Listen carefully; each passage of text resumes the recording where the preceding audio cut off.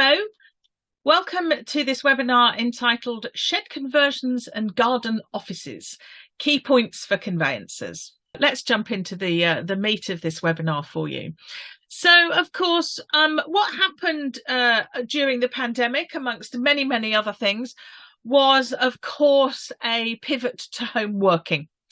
And that led, has carried on, led to a lot of people wanting to work at home. And rather than, as many people were doing sort of right at the very beginning of lockdown, sort of, wobbling their laptop on their ironing board in their lounge, of course, many homeowners now want to find extra space to use as an office. Many people can't afford or indeed don't want to actually extend their property. So attending to turn to solutions such as sort of sheds and conversions to use as sort of garden or home offices. I'll use that phrase sort of interchangeably. But of course, these things will have happened relatively recently.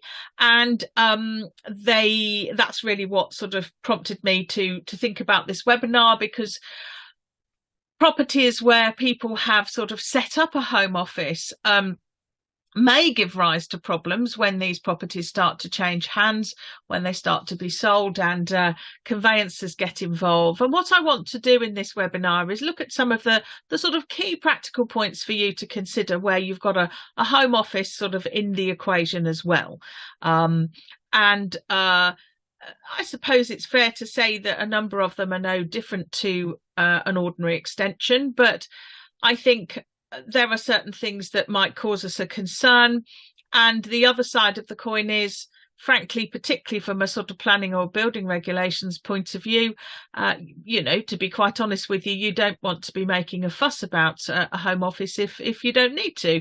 There are plenty of other things these days to delay a transaction. So us sort of asking for documentation that we don't actually need, is to be avoided. So what I'm going to cover is just trying to sort of bring the threads together for you and really give you just perhaps a sort of toolbox for you to open and call upon when you're presented with one of these situations. It's fair to say, of course, that I can only give you a fairly sort of general idea of the key points to be considering, because this is an area where every single situation will be different. If all somebody is doing is sort of using their dining room as a home office and have plugged their laptop in and brought a USB stick home, or even haven't even carried that, they're attached to the cloud, then there's absolutely no consequence to this at all.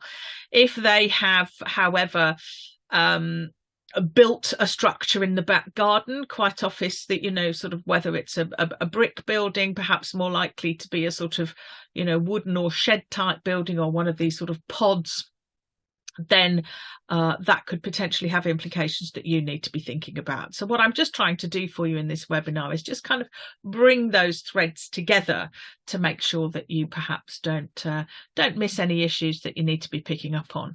So those threads are, as I put on the screen, thinking about and just making sure we home in on what the property information form says.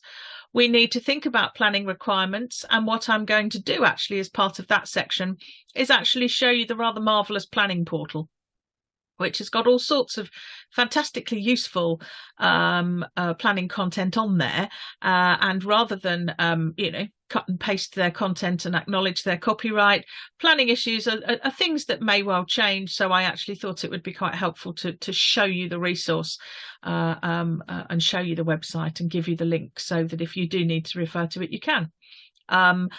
Obviously, we need to think about matters of title, which is something that, frankly, quite a lot of people often forget, certainly clients, it must be said. We need to think about, of course, the local search, electrical certificates, inquiries and lenders, the good old lenders, because there are a number of sort of lender requirements that potentially sort of impact on this area. So, but before we start, lots of people will in the conveyancing arena will do this now as a matter of course. So please, forgive me if you think I'm teaching you to suck eggs, but it does sound obvious, but you do need to look at the property